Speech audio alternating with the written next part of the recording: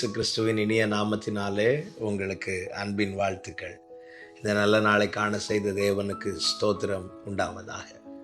எரேமியா தீர்க்க தரிசன புஸ்தகம் 18வது அதிகாரம் அதனுடைய 4வது வசனம். குயவன் வனைந்து கொண்டிருந்த மண்பாண்டம் அவன் கையிலே கெட்டு போயிற்று. அப்பொழுது அதை திருத்தமாய் செய்யும்படிக்கு தன் பார்வைக்கு சரியாய் கண்டபடி குயவன் அதை திரும்ப வேறே பாண்டமாக வனைந்தான். கர்த்தருடைய பரிசுத்த நாமம் மகிமைப்படுவதாக. எரேமியாவை கர்த்தர் குயவன் வீட்டுக்கு போக சொல்லுகிறார். அங்கே திரிகையிலே குயவன் வனைந்து கொண்டிருக்கிறான். வனைந்து கொண்டிருக்கும் போது வேதம் சொல்லுகிறது, வனைந்து கொண்டிருந்த மண்பாண்டம் அவன் கையிலே கெட்டு போயிற்று.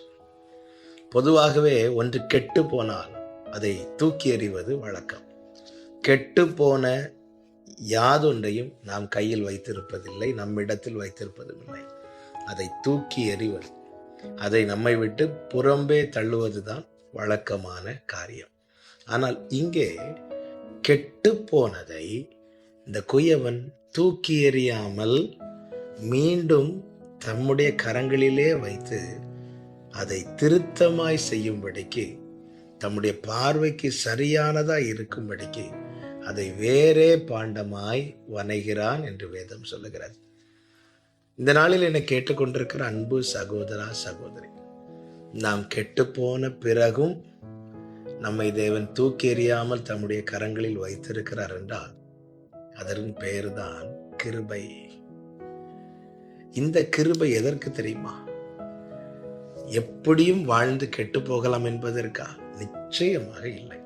இந்த கிருபை எதற்காக? அதே வசனத்தில் சொல்லப்பட்டிருக்கிறது, திருத்தப்படவும் அவர் பார்வைக்கு சரியானபடி காணப்படவும் வேறே பாண்டமாய் வனைந்தான். அப்படி என்றால் புது சிருஷ்டியாய் வாழ்வதற்கு பழையவைகளை மறந்து பழையவைகளை விட்டு நாம் கெட்டு போக காரணமாய் இருந்த காரியங்கள் எல்லாவற்றையும் விட்டு கர்த்தருக்கு அவருடைய பார்வைக்கு ஏற்றார் போல நாம் வாழும்படியாக நமக்கு கொடுக்கப்பட்ட வாய்ப்பு, அதுதான் கிருபை. இந்த கிருபையை சரியாய் உள்வாங்க வேண்டும், சரியாய் புரிந்து கொள்ள வேண்டும். இந்த குயவன் இந்த மண்பாண்டத்தை வனையும் போது அதற்கென்று ஒரு நேரத்தை கொடுக்கிறான். அப்படி நேரம் எடுத்து வனைந்து கொண்டிருக்கும் போது கெட்டு போயிட்டு, கெட்டு போனதை மீண்டும் வனைகிறான் என்றால் மீண்டும் கொஞ்ச நேரம் எடுக்கிறான் என்று தானே அர்த்தம். அந்த தருணம் இருக்கிறது அல்லவா, அந்த எடுக்கப்பட்ட கால அளவு, அது நமக்கு கொடுக்கப்பட்ட கிருபை. அக்கிரமத்தை மட்டும் தேவன் கவனித்து அதற்கேற்ற கிரியைகளை தேவன் நம்முடைய வாழ்க்கையில நடப்பித்திருப்பார் என்றால் நாம நிச்சயமா இல்லை. அதுதான் தாவீது சொல்லுகிறார், ஆண்டவரே நீர் அக்கிரமத்தை கவனித்திருப்பீரானால் யார் நிலை நிற்பான்? அப்படி கெட்டு போயிருந்த நம்மை தூக்கி எறிய மனமில்லாமல் கரத்தில் எடுத்து அவருக்கு ஏற்றார் போல நம்மை வணைகிற அந்த அன்பு இருக்கிறது அல்லவா, இதை தயவாய் புரிந்து கொண்டு எனக்கு தேவன் தருகிற கிருபை நான் அவருக்கு ஏற்றவனாய் மாறும்படிக்கு எனக்கு கிடைத்த வாய்ப்பு என்று எண்ணி அவருடைய கரம் அவருடைய இஷ்டப்படி வனைய நாம் அவருக்கு இசைந்து கொடுப்பதே நாம் கிருபையை விருதாவாக்காதிருக்க செய்ய வேண்டிய காரியம். இல்லை, நான் இப்படிதான் இருப்பேன் என்று கழுத்தை கடினப்படுத்தி இருதயத்தை கடினப்படுத்தி வாழ்கிறவர்கள் கிருபையை போக்கடிக்கிறார்கள்.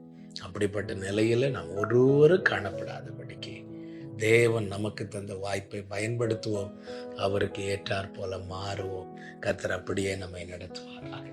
நல்ல தகப்பனே, இரக்கமுள்ள பிதாவே, நீர் எங்களுக்கு தருகிற கிருபை, எங்களுக்கு தருகிற வாய்ப்பு என்பதை நாங்கள் எண்ணி உமக்கு இசைந்து காணப்பட கிருபை செய்யும். உம்முடைய பார்வைக்கு நலமானபடி எங்களை வனைந்து கொள்ளும். இயேசுவின் நாமத்தில் பிதாவே.